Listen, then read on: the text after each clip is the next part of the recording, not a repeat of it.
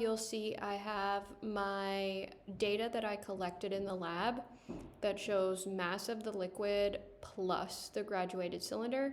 And what I can do here is I can hover over this edge between the two columns and click and drag, and that will expand it. So now I can see the whole title.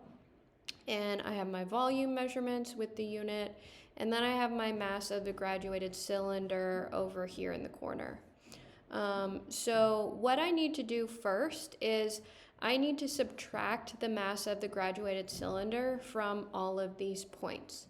So what I also need then is another column where I can put that data. So I'm going to click here on the volume column. If you click the top where the letter is, it will highlight the whole column. Then I'm going to two-finger click and insert column to the left. So now I have room for that data. This is the mass of the liquid in grams. So now I'm going to press equals, and I can click my first mass measurement. Then I'm clicking the minus sign, and then I can click the mass of the graduated cylinder, click return, and then you'll see a few things have happened. In the first box, we see the correct measurement, 22.34 minus 19.35 equals 2.99.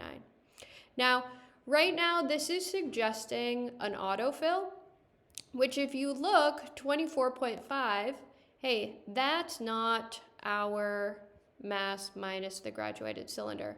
But just so you can see why it's doing this, I'm gonna click select this. So when we select any cell, we can see what's going on within the cell.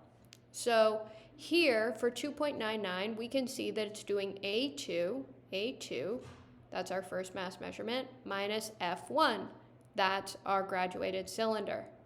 Now for the next one, it's saying A3, here we go, that's our next mass measurement, minus F2. Well, we don't have anything in F2. So what we're going to do is, in order to tell the computer that every time we want it to subtract this same value, we're going to use the $sign, okay? So that's shift 4. And that says that anytime I am using this equation, I want you to use F1, okay?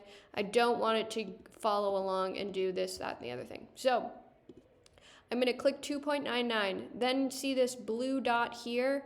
When you hover over the blue dot, you get an X or a cross with your cursor. When you have that cross, you can click, drag it down, and now we can see that it has applied this equation to all of the cells. That's the beauty of working in a spreadsheet. You can click and drag down, and it does the math for everything.